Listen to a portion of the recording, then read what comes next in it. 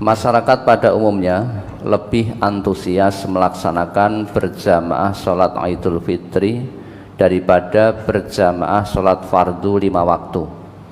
Pertanyaannya, apakah hikmah dan rahasianya sholat Idul Fitri itu sehingga diburu oleh umat Islam, bukan saja yang senantiasa konsisten dengan sholat fardu, terlebih oleh orang yang tidak melakukan sholat fardu pun berbondong-bondong menuju tempat sholat id.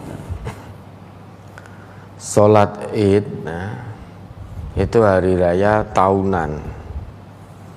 Memang Nabi menganjurkan umat Islam untuk berbondong-bondong. Bahkan perempuan-perempuan yang sedang haid pun itu dianjurkan oleh Nabi untuk dibawa ke tempat-tempat sholat id. Tujuannya apa? Untuk menggemakan takbir, tahlil, tahmid.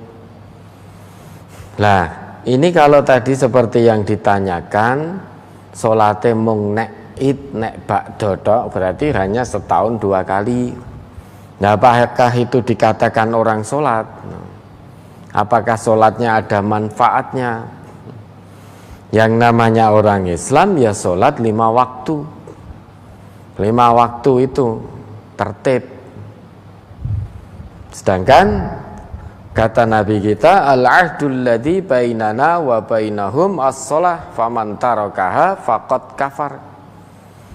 Perjanjian antara kita dan mereka itu adalah sholat. Barang siapa yang meninggalkan sholat faqad kafar, sungguh telah berbuat kufur.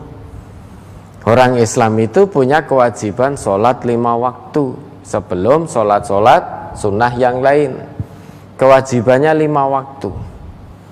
Nah, masa yang wajib ditinggal, yang sunnah malah mempeng mengerjakan, wajibnya saja tidak dikerjakan, sunnahnya terus tertib dikerjakan.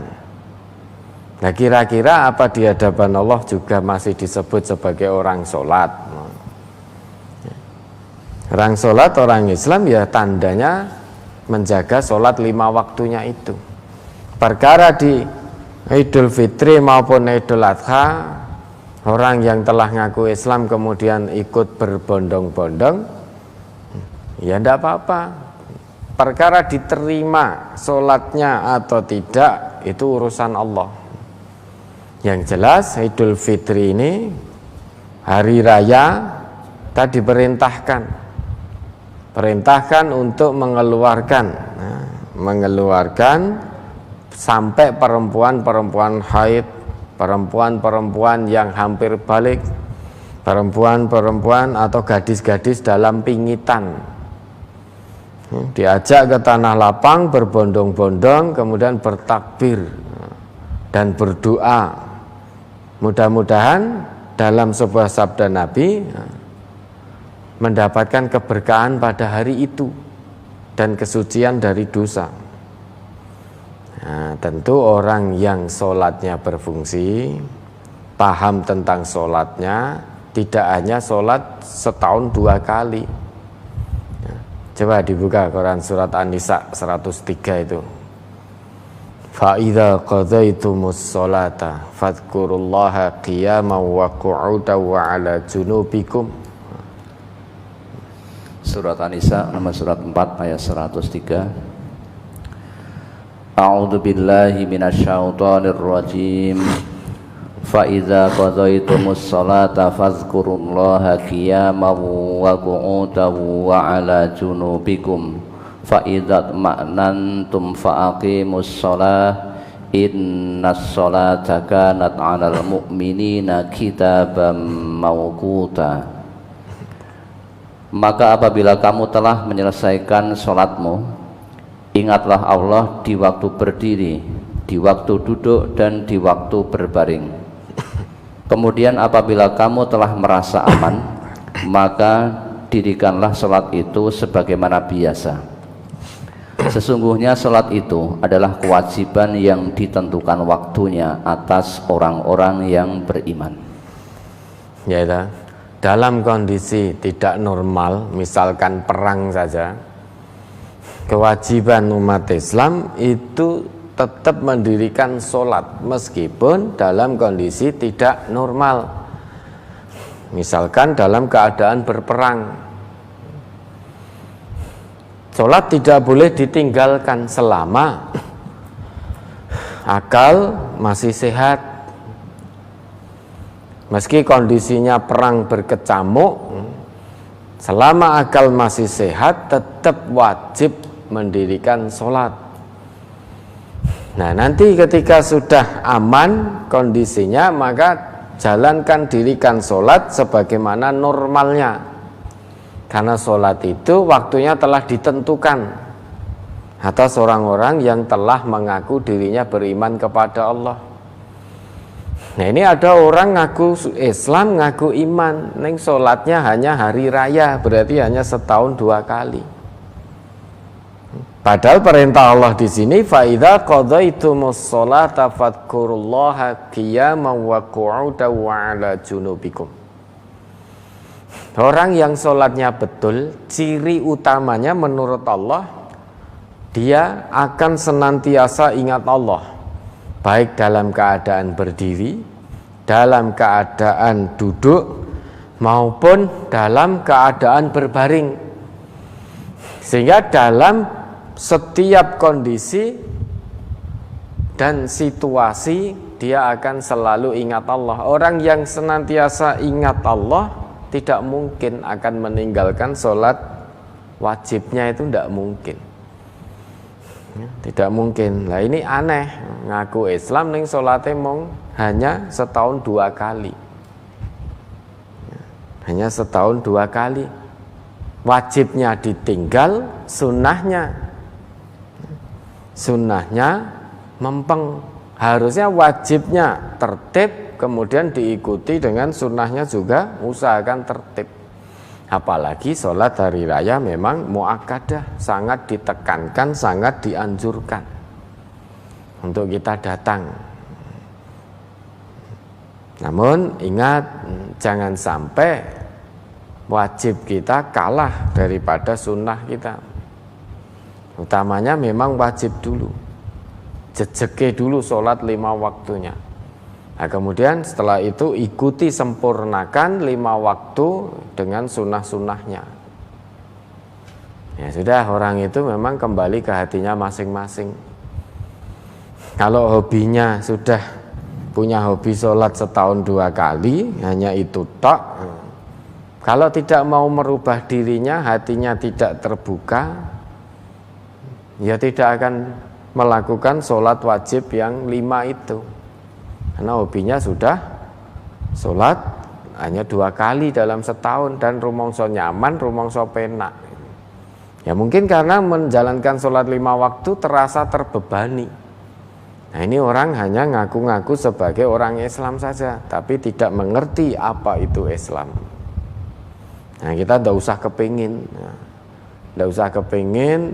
wah penak ya, sholatnya mau setahun pindu, tidak usah kepingin.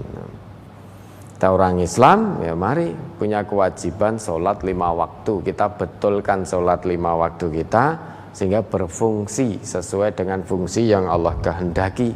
Tanha 'anil fahsya' wal munkar. Jadi sholat yang bisa mencegah dari perbuatan keji dan mungkar, sehingga bukan hanya rutinitas sholat sebagai isqatul wajib, penggugur kewajiban saja, namun sholatnya akan menjadi tameng bagi dirinya dari perbuatan keji dan mungkar. Ya, ada lagi.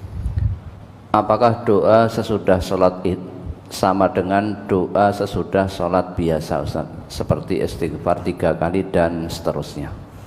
Tidak ada doa tertentu setelah sholat id. Setelah sholat id kewajiban kita mendengarkan khutbah dengan khidmat.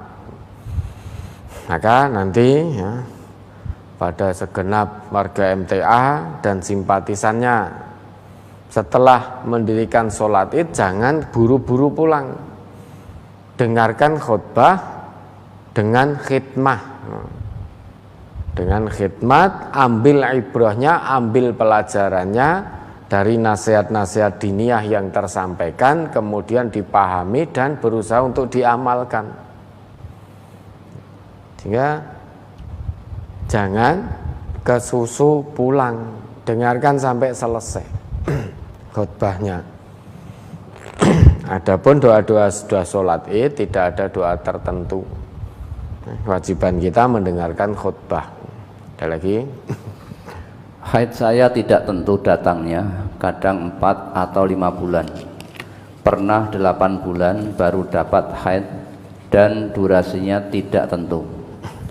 Pernah saya saat puasa Ramadan 25 hari haid, maka saya bayar hutangnya 25 hari. Demikian ini apa sudah benar yang saya lakukan, Ustaz? Sudah betul. Kalau memang haidnya 25 hari, ya selama 25 hari itu tidak boleh sholat, tidak boleh puasa. Nanti diganti di hari lain.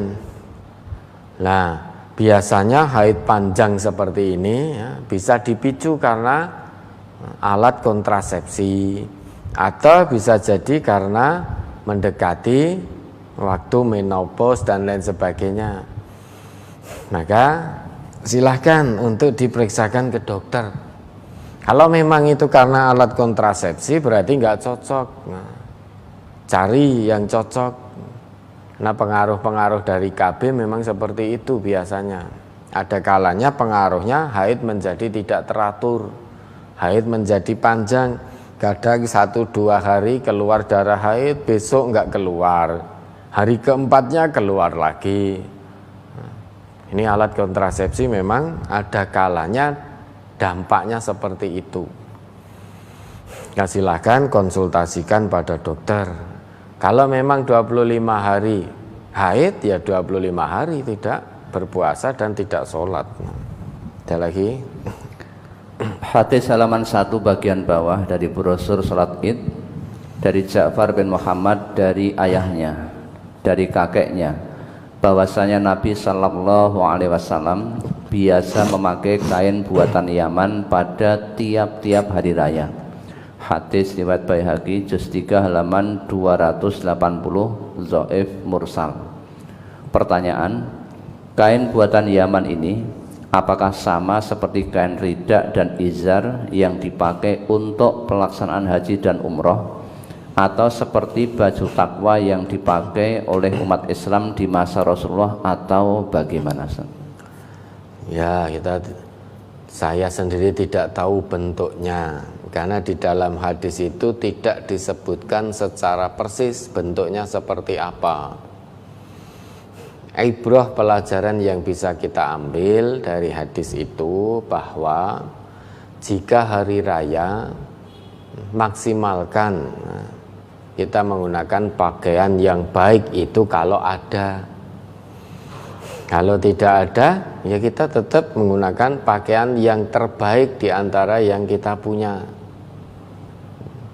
Itu ibrah, pelajaran yang bisa kita ambil. Perkara bentuk pakaian baju yang dipakai Nabi saat hari raya buatan zaman bentuknya seperti apa, kita juga tidak mengetahui. Hadis itu tidak menyebut secara rinci bentuk dari baju atau pakaian yang dipakai oleh Nabi saat Id, yang terbuat dari zaman itu.